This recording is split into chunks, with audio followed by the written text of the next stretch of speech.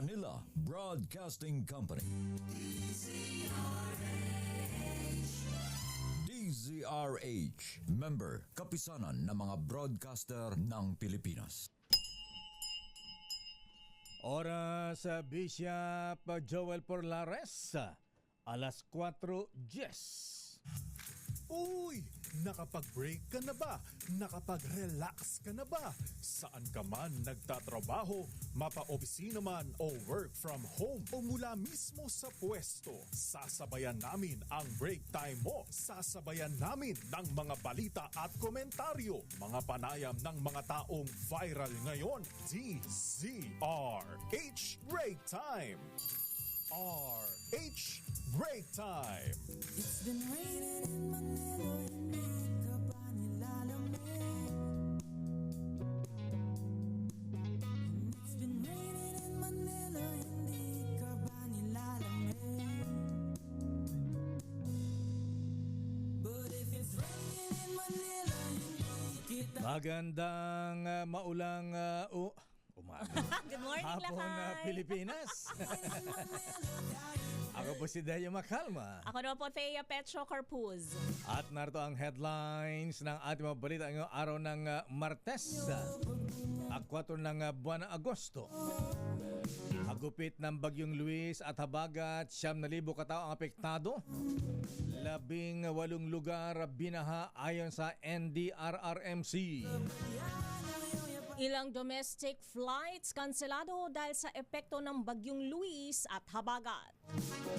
Presyo ng ilang gulay may pagtaas ng presyo hanggang 10 piso dahil sa mga pag-ulan. Ayon naman kay Agriculture Secretary Kiko Chu Laurel. Malacanang nakatutok sa kasadong transport strike. Hinimok ang grupo ng mga tsuper na makipagnegosasyon.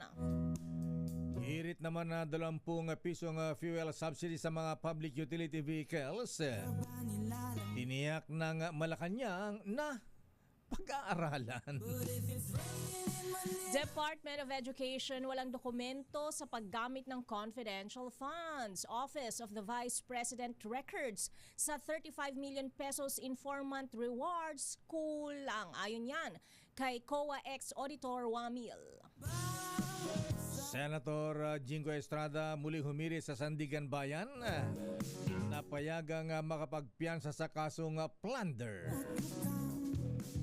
12 katao arestado sa 2 buwang gun ban para sa BARM elections. Mag-ina pinagbabaril sa labas ng isang hotel sa Makati. Isa ang patay, isa ang sugatan. Pagkapanalo ni Pinay tennis player Alex Ayala sa 2026 Mubadala DC Open, ipinagbunyi ng sambayanang Pilipino. Congratulations sa Alexandra Ayala. Special mention kanina lakay Yes, sa impeachment trial. Yan ang Pinay. Samantala sa detalye natin mga balita sa kalagayan ng bagyo o naapektuhan ng bagyong Luis. Umabot na sa mahigit 9,000 katao ang naapektuhan ng pagsalanta ng bagyong Luis at hanging Habagat. Batay sa report ng NDRRMC, pumalo ang mga naapektuhan sa 7,701 families, katumbas ng 9,381 katao. Sa nasabing bilang, 3,682 ang nanatili sa mga evacuation centers. Kahit humina na at naging low pressure area na lamang ang bagyong Luis. Ang mga naapektuhan ng bagyo ay ang Region 2, 3, 5 at 9. Pero hanggang araw ng Martes, nasa 18 pa rin ang binahang lugar sa Region 1 and 9 at kasama na ang Bangsa Moro Region. May natukoy ding 398 barangays ang mga otoridad na delikado sa mga landslides sa Region 2, kasama na ang Cordillera at Mimaropa. Ang good news, wala namang naitalang casualty o namatay sa pagsalanta ng bagyong Luis. Pero may gitna 1.2 million pesos ng halaga ng tulong naman ang naibigay ng pamahalaan sa mga naapektuhan ng bagyo. Samantala, apektado ang ilang flights ngayong araw Agosto 4 dahil sa masamang panahon dulot ng Bagyong Luis at Habagat. Kabilang dito ang biyahe ng 5J506 at 5J507 na papuntang Manila at pabalik ng Tuguegarao, kung saan halos 300 na pasahero ang apektado. Habang na-divert ang lipad sa Clark, Pampanga ng mga nanggaling sa Zamboanga, Davao at Denpasar, Bali, Indonesia. Sa huling forecast ng Pag-asa, patuloy na magdadala ng pag-ulan ang Bagyong Luis at Habagat sa malaking bahagi ng Luzon. It's been raining in Manila. Bad news sa mga misis. Dahil posibleng tumaas ng mula 5 hanggang 10 piso ang presyo ng ibang klase ng gulay dahil sa mga pag-ulan. Batay sa price monitoring ng Department of Agriculture sa Las Piñas, sinabi ni Agriculture Secretary Francisco Chu Laurel Jr.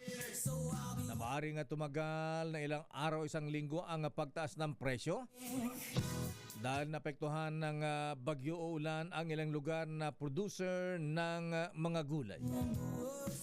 Pero tiniyak ng kalihim na stable o walang paggalaw sa presyo naman ng isda, karne ng baboy at manok dahil sapat naman ang supply nito. Pero posibleng niya mapektuhan ang produksyon ng manok sa kasagsagan ng El Nino, lalo na sa pagsapit ng Nobyembre o kaya ay Disyembre. Narito si Agriculture Secretary Kiko Chu Laurel. Ngayon na umuulan, baka man certain vegetables biglang tumaas for a week or a few days, then bababa ulit yan. Dahil kung saan malakas ang ulan, minsan na talaga yung high value crops natin. Sa situation ngayon, tingin ko days lang. Days ang spikes and for high value. But for as far as isda, baboy, manok are concerned, I expect it to be stable. No? Ngayon wala akong nakikita, well, we have enough stocks of rice. Maraming local. Itong September, parating ng September, mag-harvest na ulit yung ibang areas. No? Kasagsagan ng harvest is October, November, at December. So rice is very stable. It's been raining. Samantala, nanawagan ng Malacanang sa Transport Group na idaan sa dialogo ang sentimiento sa halip na magsagawa ng transport strike sa susunod na linggo. Ayon kay Palace Press Officer Claire Castro, bukas ang pamahalaan sa pakipag-usap at handa silang pakinggan para makahanap ng nararapat na solusyon. Hindi anya sagot ang tigil pasada dahil commuter at ekonomiya lamang ang naapektuhan dito at hindi pinipigilan ng palasyo ang anumang protesta bilang karapatan ng mga ito. Pagtitiyak ng palasyo na nakahanda ang pamahalaan na tumugon kung may plano mang mag-transport strike sa susunod na linggo. May mga gastos sa liquidation ng confidential funds ng Office of the Vice President para sa ikalawang quarter ng 2023 na hindi pinayagan ng COA sa paggamit ng confidential at intelligence funds. Ito naman ang ipinahayag ni COA Auditor Roderick Wamil sa ika-12 araw ng impeachment trial ni VP Sara.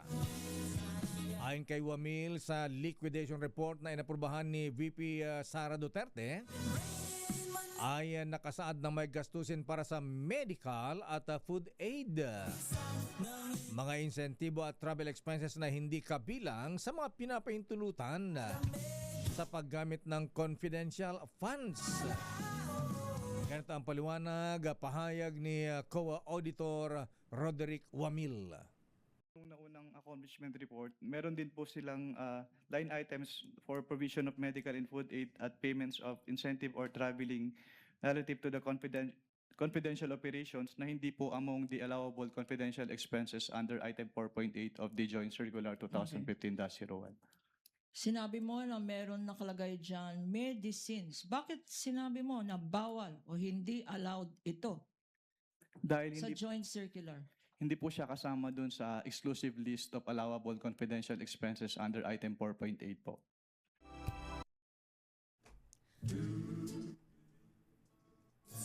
Kaugnay Kaugnay ng balitang yan, walang isinumiting anumang dokumento ang Department of Education para patunayang nagasto sa tama ang mga confidential fund nito noong 2023. Ito ang testimonya ni dating COA State Auditor Roderick Wamil sa pagpapatuloy ng impeachment trial ni VP Sara Duterte na nakasentro ngayon sa umano'y misuse ng confidential funds sa OVP at Department of Education. Ayon kay Wamil, inilaan ang 37.5 million pesos kada quarter o 112.5 million pesos na pondo para sa mga programa kontra insurgency, abuse, paglaban sa mga iligal na gawain at terrorism sa mga paaralan. Pero ayon kay Wamil, bagamat aprobado at may pirma ni Vice President Sara Duterte ang physical at financial plan ng DepEd, wala umanong isinumiting anumang listahan o dokumento ang kagawaran upang patunayang tunay na nagamit sa mga nasabing programa ang naturang pondo. Narito ang bahagi ng pagtatanong ni Attorney Lorna Kapunan ng proseksyon kay Wamil. Dun sa kanilang physical and financial plan for the first quarter, hindi po naka-indicate yung kanilang specific confidential activities na pagbabasehan po ng kanilang disbursement from the confidential fund. Nakalagay sa first column, counter-insurgency programs. Did the DepEd submit any evidence on this or documents evidencing what it claims to be expenditures on counter-insurgency programs? Based on their submissions po, wala po silang sinumit na document. Kulang ang makukulang na dokumentong isinumiti ng Office of the Vice President para sa pagbibigyan ng reward sa mga informants. Ayon pa rin kay COA Auditor Roderick Wamil, wala sa accomplishment report ng OVP ang mga dokumentong hinihiling nila. Kabilang na rito ang paggastos ng 35 million pesos bilang reward para sa mga informants, ngunit walang mga record na magpapatunay na naging matagumpay ang may sinagawang intelligence operations. Narito muli si COA Auditor Roderick Wamil. Meron din po silang payment of reward dito na worth 35 million pesos. Pero wala po silang inattach na any document evidencing the success of the information gathering or surveillance activities on account of the information given by the informer. Okay. Sinabi mo na walang sinubmit na ebidensya. Wala bang naka-attach dito sa Trial kanina, iginiit ng defense team ni Vice President Sara Duterte na nabibigyan ng kulay ang mga pangalang nakasaad sa mga acknowledgement receipts na inihaharap bilang ebidensya sa impeachment trial. Nag-ugat ito matapos magbitiw ng mga pahayag si Private Prosecutor Attorney Lorna Kapunan habang binabasa ang mga pangalang nasa mga dokumento kabilang ang Andy C. Lim at Alejandro A. Piquit na anila ay may paglalaro sa mga salita. Dahil dito tumutol ang abogado ng depensa na si Attorney Michael Poa na nagsabing lumalampas sa nilalaman ng mga dokumento ang mga komento ni Kapunan at nabibigyan ng kulay ang mga ebidensya. Ipinaliwanag naman ni Kapunan na binabasa lamang niya ang mga pangalang nakasulat sa mga acknowledgement receipts. Sa hiwalay na panayam nilinaw ni Poa na wala siyang layuning mabastos si Kapunan. Ngunit giit niya, mahalagang maiwasang mabigyan ng ibang kahulugan ang mga pangalang nasa mga dokumentong inihaharap sa paglilitis. Narito si Attorney Michael Poa. Sa akin lang naman po, although again with all due respect no to Attorney Kapunan dahil hindi ko naman po gusto talaga mag-object kung hindi kinakailangan. Yun lang kasi parang nabibigyan kasi ng kulay pag ganong mga pangalan. Although she stated naman for the record na she's just reading it the way it's written. So, but to me kasi ang dating sa akin is nabibigyan ng kulay. Of course, no offense meant to Attorney Kapunan. I'm just doing my job as counsel. So, and I found the question to be objectionable. If you noticed, medyo malimit lang naman yung pag-o-object ko kanina. Maraming bagay na sa tingin ko hindi na dapat objectan. At katulad nga kanina, nagkaroon kami ng issue na ang pinapa-strike out ko ay yung sagot. Ang sabi, dapat nag-object ako sa tanong. Well, kaya kinailangan kong i-put on record lang na hindi naman kasi talaga objectionable yung tanong. Pero yung sagot yung objectionable.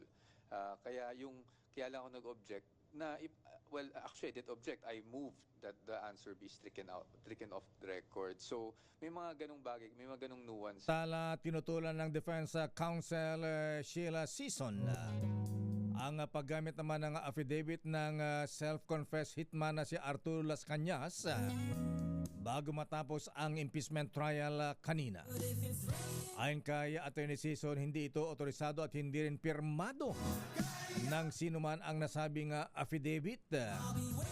Kaya ang sabi ng lead defense counsel hanggang sa ngayon ay wala pang gumagamit na competent witness sa affidavit, kaya hindi dapat itong markahan bilang isang ebidensya.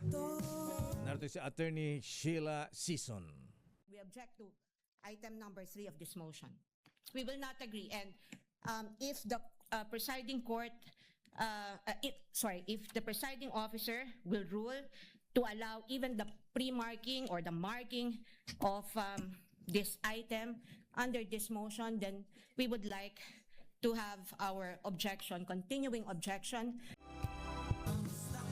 Sa iba pang balita, umapela si Senador Jinggoy Estrada sa Sandigang Bayan mula sa naunang desisyon na ibasura ang kanyang kahilingan na makapaglagak ng piyansa kaugnay sa kinakaharap na kasong plunder. Iginiit ng mambabatas na siya ay hindi maituturing na flight risk kung kaya't ang kanyang kaso ay dapat maging exempted sa general rule.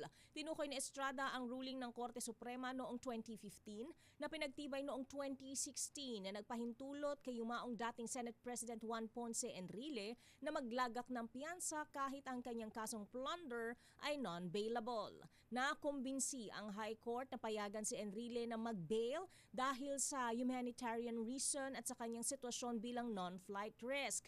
Inisyu ng mataas na hukuman na desisyon sa panahon na ang yumaong senador ay kinasuhan dahil sa pork barrel scam noong Aquino administration. Ayon sa mga abogado ni Estrada, ang kanyang sitwasyon ay kapareho ng naging kalagayan noon ni Enrile. Si Senador Jinggoy ay nakasuhan din ng plunder dahil sa pork barrel scam at ngayon ay nahaharap sa kaparehong demanda dahil sa flood control scandal. Babalikan natin ang ilang pang detalye ng ating mga balita. Ilang pang opisyal ng pamahalaan kabilang na ilang cabinet secretaries abay kasama sila sa binalak na sirain ang kredibilidad sa pamagitan ng paggamit ng mga magagandang chiching. Chiching! Kasama na ang ilang Viva Hot Babes. Viva Max Hot Babes. Viva Max Babes. Ayan. At yung isang yung kanilang talent manager na nagbubugaw ng mga chiching at pati mga kalalakihan. May lalaki? Oo. Kanino binubuking yan, lakay? Aba, may mga binanggit na lady legislator. Ayan, ito ay nakulong ngayon sa detention cell ng NBI. Kasama ang isang Viva Tulayan. Viva Max Babes. Na nagtangkang gumawa ng mga affidavit, gawa-gawa para sirain ang ilang opisyal. Kasama na rito ang Little President Executive Secretary Ralph Recto. Antindi, ang lupit ha. Tumarget ng medyo malupit lakay ha. At yung abogado naman na gumawa ng gawa-gawang affidavit, abay ipapadisbar ng NBI. So parang kasabwat siya kasi siya lakay? Oo, siyang gumawa ng gumawa ng affidavit. No. Ayan. Gawa-gawa daw yung mga akusasyon. Samantala, isa pang malungkot na balita, mag-ina. Ayan, pinagababaril siya sa hotel sa Makati City kagabi. Yung nanay, ayan, namatay. At yung anak naman ay sugatan. Ano nangyayari? Makati yan. What is happening to our country, General Junior Nartate, sir? Ang detalye na mabalita yan sa ating pagbabalik sa ating palatuntunang break time. Kasi break time natin. RH Break Time. Oras ngayong maulang hapon, Mr. Cesar Lee, Mr. Michael is my guy. Abay, Kuyang Larry Francisco. Aloha. Alas 4:29. Oras sa Miss Thea. Ganap ng alas 4:40. Bago ang iba pang karimari-marim na mga balita, mamigay muna tayo ng aginaldo ngayong umuulan ng basa, Miss Thea. Magpaulan tayo ng blessing daw lakay. Yes. When it rains, it pours. Sabi nga. Ha? At ilang days muna before Christmas sa Miss Thea. Dito pala sa Philippines, lakay 144 days pa. Wow, ang bilis ng panahon. At eto na, mamigyan na tayo ng aginaldo sa pamagitan nating Kring Kring Panalo Promo. Kring Kring, take it away. Makinig maigi! Ito na ang chance mo na manalo ng instant 500 pesos kapag narinig mo na ang mahiwagang Kring Kring. Tignan mo na ang iyong cellphone, baka ikaw na ang susunod naming winner sa Kring Kring Panalo Malakas sa telepono. Paano sumali? Bisitahin ang Facebook page ng DZRH, fill up pa ng Google Sheet na nakapin sa DZRH FB page at hintayin ang aming tawag sa telepono. Kring Kring na! Eto na, sino ang natawagan ni Kring Kring, Miss Thea? Teganai, Cavite, lakay si Aizel Villarante. Tanong mo na agad si Ate Aizel para mabigyan natin ang ginado kung masasagot niya ang napakahirap mong tanong. Ano ang kauna-unang himpilan ng radyo na number 1 hanggang dyan sa Nai, Cavite, Ate Aizel? DZRH po. Ang galing-galing mo talaga, Naulanan Ate pa yung Aizel lakay, Villarante. Isa kang henyo. Ayan. Congratulations, ate. Ikaw ay nanalo ng limpak-limpak na salapi. Samantala sa bago ang karimari-marim nating mga balita, abay babati mo na tayo. Happy birthday, Miss Thea, ha? Happy birthday! Abay, birthday pa lang ngayon ni Senator Dick Gordon, former Senator Dick. Ayan, happy birthday po. Alaba tayo dyan.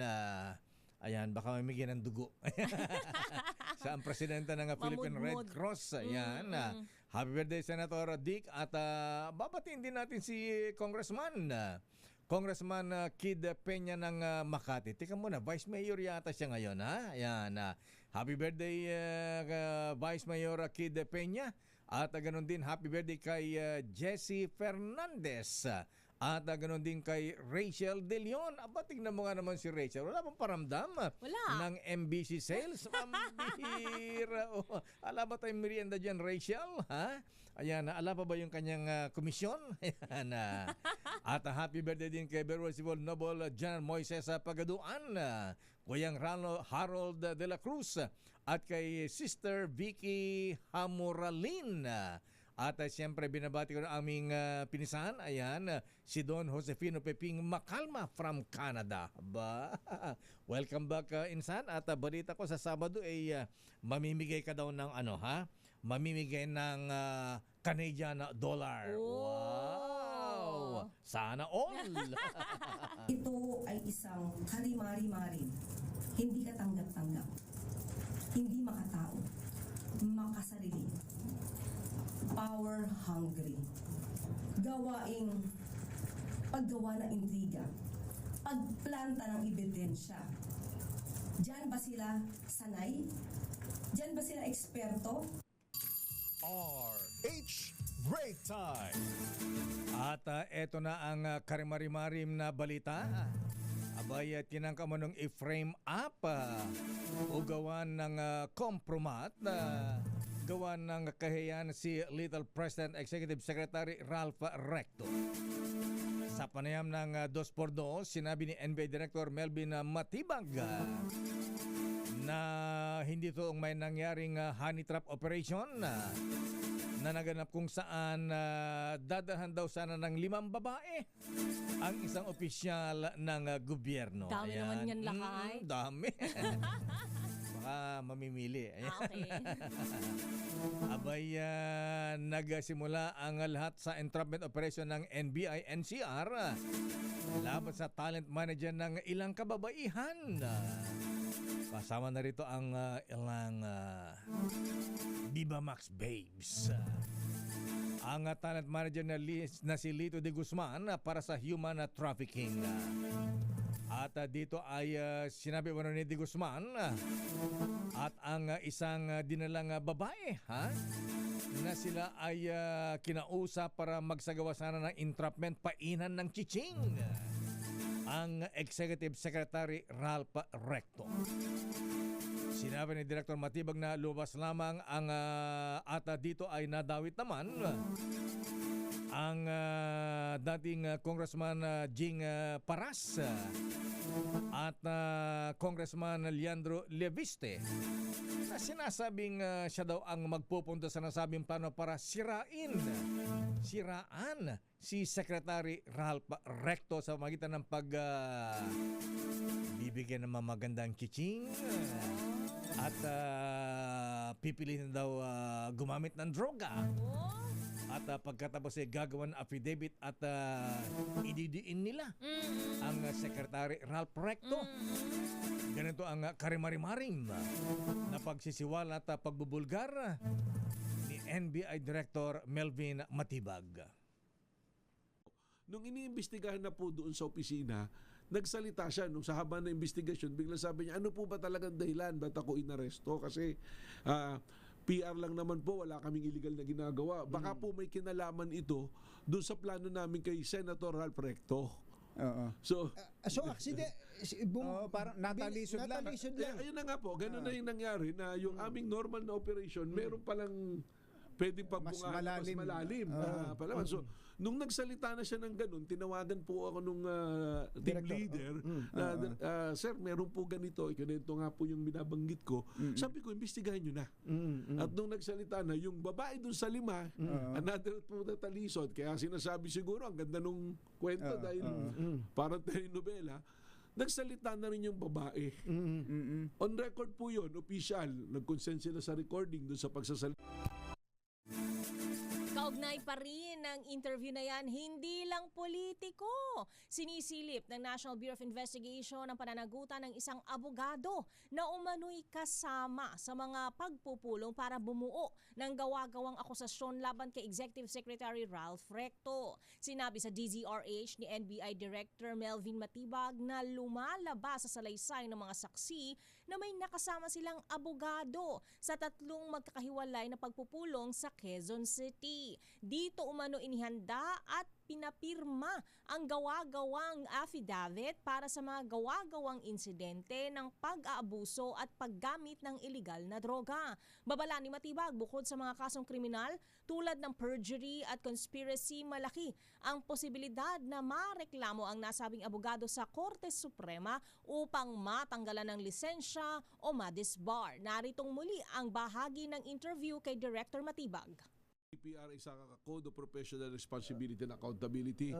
Pasok na pasok. Disbarment po ang kapupuntahan niyan.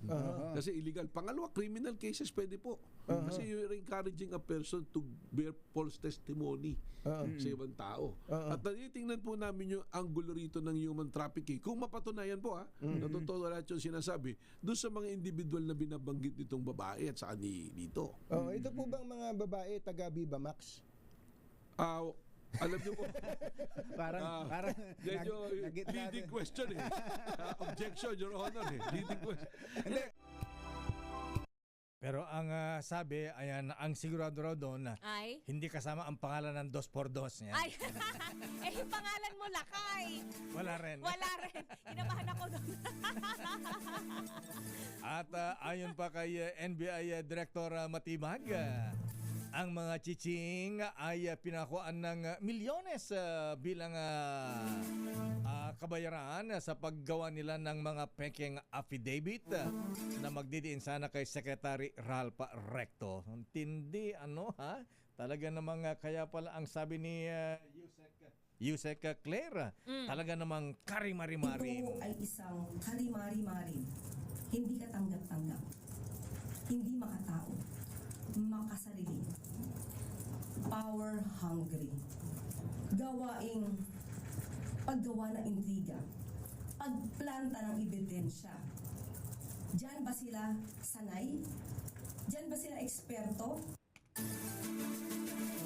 At dahil dyan ay nakatagdang ipatawag ng NBI sa Huwebes yata si dating Congressman Jing Paras at Congressman Leandro Lebiste ng Batangas. Samantala, rekomendasyon ng LTFRB para sa 20 pesos na fuel subsidy sa mga PUB sa pag-aaralan pa ayon sa Malacanang. Tagal naman. Aris number 14. Ayan, di mapigil-pigil.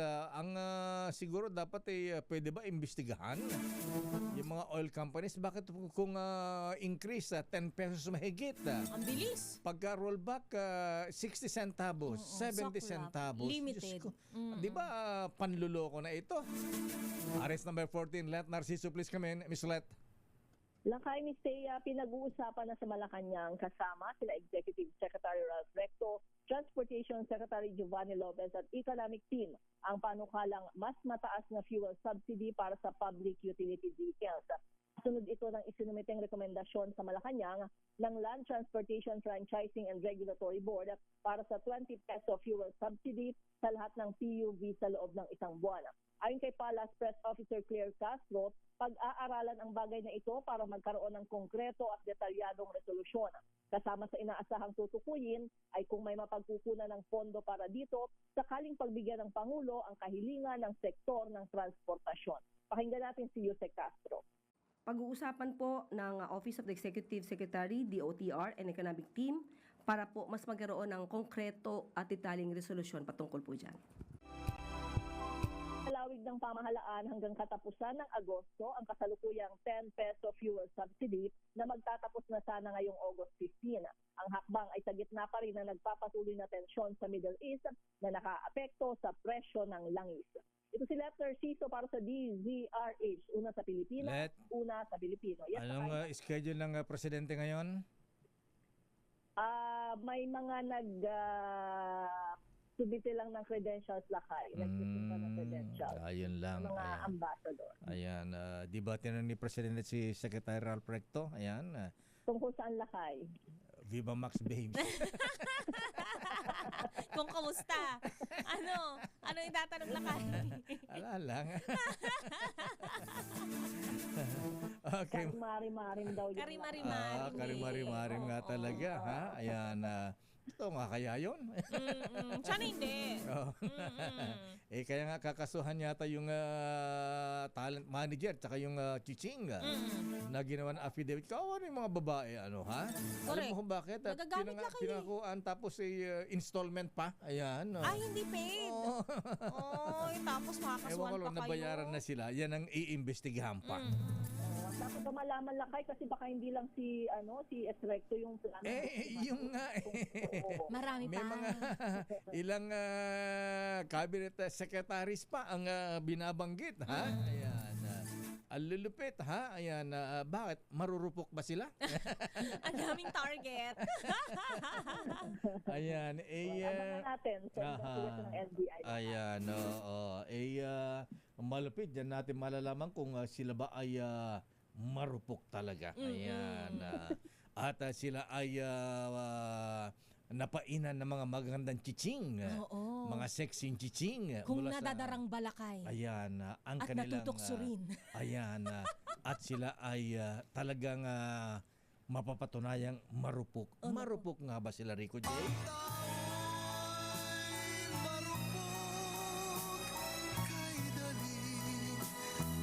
Sino ang mga marurupok? Ako po! Maraming salamat, Miss Let. Balik sa inyo lakay at Listea. Itong si Henry tsaka si Raymond kaya, marupok ba ang mga ito? Tatanungin natin yan. Sige, tawagin mo si Raymond. Ayan. VP Sara Duterte hindi exempted sa liquidation ng pondo mula sa Office of the President. I-detalye mo ang balitang yan, RH28 Raymond Dadpaas, at sagutin mo ang katanungan ni Lakay kung marupok ka nga ba. Raymond! Mr. at Mayor, hindi exempted si Vice President Sara Duterte sa tamang pag-liquidate ng pondo kahit pa ito ay galing sa Office of the President. Itong binigyang din ni COA Auditor Roderick Wamil sa ginawang redirect examination sa kanya ni Attorney Lorna Kapunan. Kasunod ito ng pagtatanong ni Attorney Michael Pawa sa kanyang cross-examination na kung alam ni Wamil na galing sa Office of the President ang 125 billion pesos na confidential fund ang Office of the Vice President sa huling bahagi ng 2022, habang ang confidential fund ng OVP at ng DepEd sa tatlong quarter ng 2023 ay galing sa General Appropriations Act. Sabi ni Juan Mil, walang exempted sa liquidation kapag ang pinag-usapan ay pondo ng gobyerno kahit pa ang Vice President. Nag-object si Atty. Powa sa paraan ng pagtatanong ni Atty. Kapunan, ngunit pinagbigyan ni Presiding Officer Senator Kisa Escudero na sumagot ang testigo. Narito ang bahagi ng ika-12 araw ng impeachment trial. Pag binigay ba ng presidente, like in this instance, ang confidential funds, wala nang obligasyon mag-liquidate ang Vice President ng paggamit niya sa confidential funds na yan? Meron po. Meron po pa siyang rin obligation to liquidate. obligasyon. Pag-grant ba ng Office of the President, exempted na ang Vice President na mag-submit ng Your mga Honors, dokumento? Your Honors, Counsel for respondent. that is leading. Redirect, Your Honor. This counsel opened the Not door. covered by cross, even, Your Honor. Yung Your Honor, exemption. counsel opened the door. Counsel opened the door to this line of questioning because he said a grant was given by the President. Objection is overruled. Witness may answer if he knows. Ang bahagi kanina ng pagdinig sa ika-12 impeachment trial. Ito si RH28, Raymond de Paz para sa DCRH, una sa Pilipinas, una sa Pilipino. Maraming salamat, Raymond at Baas. Standby Henry Uri. Defense Team Lawyer Michael Powa nag-I am sorry sa kampo ni dating Vice President Jojo Binay. Bakit? Standby Henry Uri, standby Giselle Ricafort. Uy, yung report ni Giselle, ha? May denial. Bakit? Ang NBI. May denial ba si Director Matibag? Denial sa saan? Sa marupok o tukso? Layuan mo ako? Ha? Yung mga marites na na-arresto si Senator Bato de la Rosa. Ayan. Siya daw ay hinahanap pa. Ayan. Hinahanting pa. Standby Giselle, standby Henry Uri, standby man ang Milky Rigunan. Oras Mistea. Ganap ng alas 4:57 ng hapon. Para sa Miss Teya. Ganap ng alas 5 ng hapon. Ha? Bihira naman. Ang iinit pa yung mga balita natin. Ayan na, ang dapat nagtatanong dito. Totoo ba yung sinasabi ng NBI Director? Ha? Baka daw gawa-gawa daw, scripted. Ha? Abay, tingnan natin pagka nagsalita yung talent manager na si Lito de Guzman. At yung chiching na kinausap. Ha? Antabayanan yan. Allegedly, ano yung laki gift ba ang tawag? Regalo? Ma-package ba yung tawag dyan? Ang sabi ng NBI, papainan. Papainan. Bibigyan ng chiching. Pagkatapos siguro, i-record o kuha ng picture or what. Pero Defense Team Lawyer Michael Powa nag-I am sorry sa kampo ni VP Sara sa issue ng confidential funds. Aris number 7, Henry Uri. Henry, please come in. Deo, humingi ng paumanhin ang defense panel ni Vice President Sara Duterte kay dating Vice President Jejomar Binay sa issue naman ng pagkakaroon din ito ng confidential fund. Nakatatapos lamang ng press conference sa Senado, mismong si Attorney Michael Powa, spokesperson at abogado ng depensa ang humingi ng pasensya kay Binay matapos ngang isiwalat ng defense spokesperson sa impeachment court kanina na taliwas sa sinabi ng testigo ng prosecution na si Roderick Wamil na si BP Sara lamang ang nagkaroon ng confidential fund. Nakatanggap din ng confidential si Binay noong 2014. Kanina, sa cross-examination ng defense sa testigo ng prosecution, ipinakita pa ni Powa ang isang DBM Special Release Order o SARO noong 2014 na binibigyan si Binay ng naturang pondo. Paliwanag naman ni Powa, ginawa lamang niya ito para maituwid ang pinakakalat ng prosecutions na walang ibang nagkaroon ng nasabing pondo kundi si BP Inday, pero nasa mga senator judges na ramang daw ang paghatol kung nagsisinungaling ang testigo ng prosec na si Roderick Wamil. Samantala, nanindigan naman ng defense panel ni BP Sara dito sa nagaganap na impeachment trial na walang palso deo o namang anomalya sa paggamit ng confidential fund ng OVP at maging ng DepEd ng Secretary pa si BP Inday dahil Ayon kay Atty. Michael Poa, sa ilalim ng MOA Circular 3285, hindi dapat inilalantad sa publiko ang anumang impormasyon pagdating sa kung anong operasyong ginamit ang Intelpan dahil ang pinag-uusapan dito ay paglaban sa banta ng seguridad sa bansa at bagay na sinangayunan naman ni Roderick Comil na sinabing delikado ang pagdilik ng anumang impormasyong may kaugnayan sa Intelligence Fund. Ako si Henry Uri para sa DZRH, una sa Pilipinas, una sa Pilipino. Maraming salamat, Henry Uri. Wala ako. Report mo kay Giselle, Sister Miss Teya. NBI tinanggi ang mga espekulasyon na naaresto na nga si Senator Bato de la Rosa. Tiniyak na patuloy ang kanilang manhunt kay Bato. Ida-time ang balitang yan, RH15, Giselle Ricafort. Giselle? Lakay Miss Teya, hindi pa naaaresto ng National Bureau of Investigation ang puganteng si Senator Bato de la Rosa. Ito yung kinumpirma sa media ni NBI Director Atty. Matibag kasunod ng mga espekulasyon na nahuli na yung ICC wanted senator. Ayon sa direktor, nagpapatuloy yung kanilang manhunt operation laban sa kapwa-akusado ni dating Pangulong Rodrigo Duterte sa crimes against humanity. Pakinggan rin sa NBI Director Atty. Mel.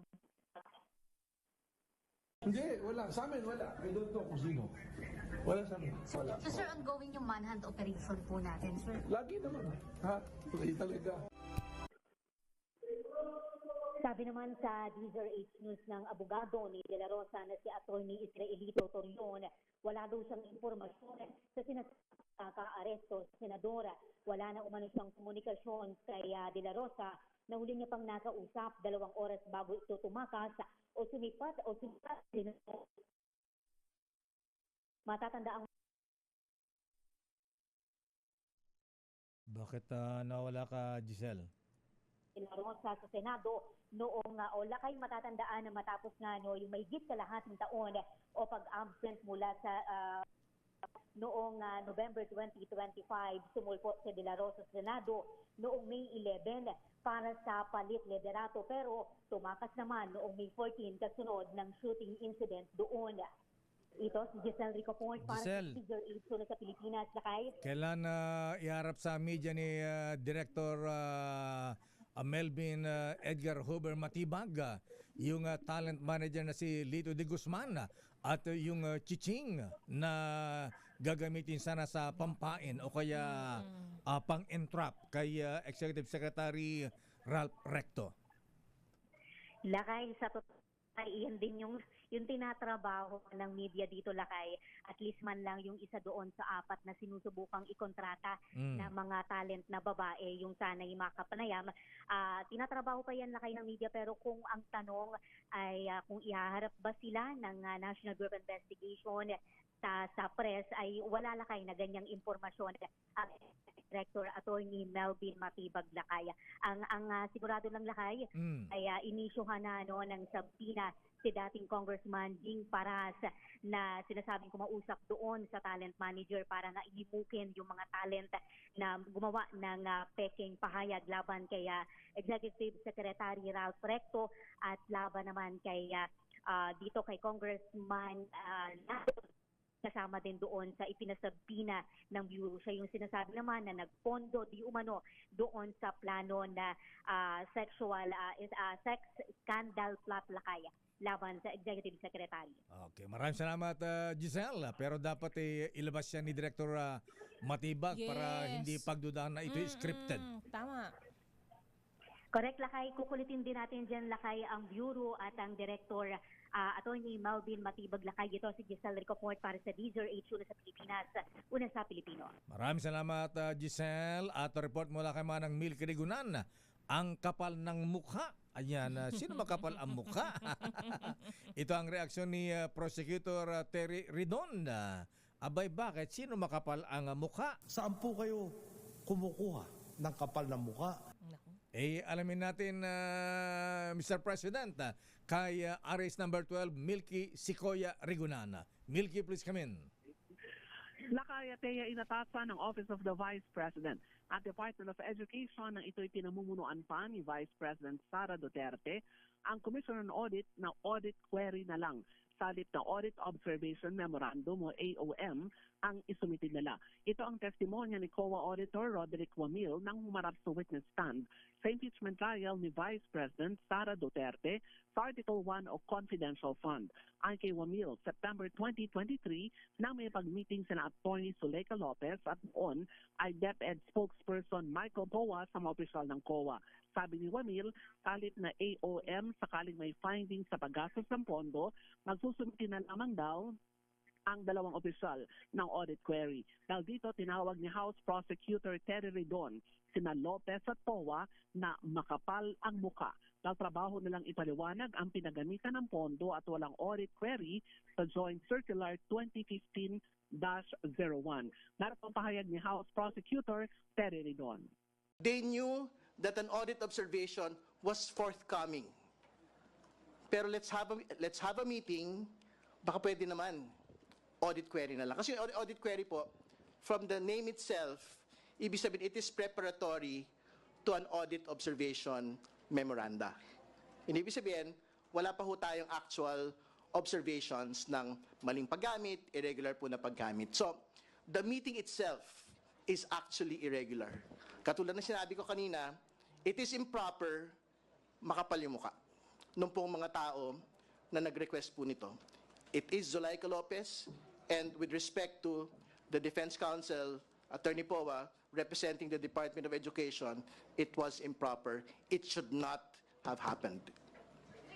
Binigyang din pa ni Redon mandato ng COA ang mag-issue ng AOM kapag may nakitang kakulangan o kwestiyon sa paggamit ng pondo at ito ay dapat sundin ng lahat ng mga nasa gobyerno. Naniniwala rin si Redon na questionable ay pagpulong ni na Lopez at COA sa mga opisyal ng Commission on Audit. Ako si Neil Crigunahan nagulat para sa DCRH, una sa Pilipinas, una sa Pilipino. Maraming salamat Manang Milky Regunan, Standby Edniel Parosa at Noche Cacas. At sabi nating business correspondent, nagsara ang palitan sa dolyar ngayon na Miss Taya. How much lakay? Abay, humihina naman ng piso. 61 na naman. 61 pesos and 16 centavos per US dollar. Something na kahapon. 60.95 na kahapon. At yan ang kabahan natin pala nito ng break time. Ako po si Deo Macalma. Ako naman po, Thea Petro Corpuz. Mabalansyadong balita. Susunod na. Henry Uri at Miss Kay Karen Oyong. Oras.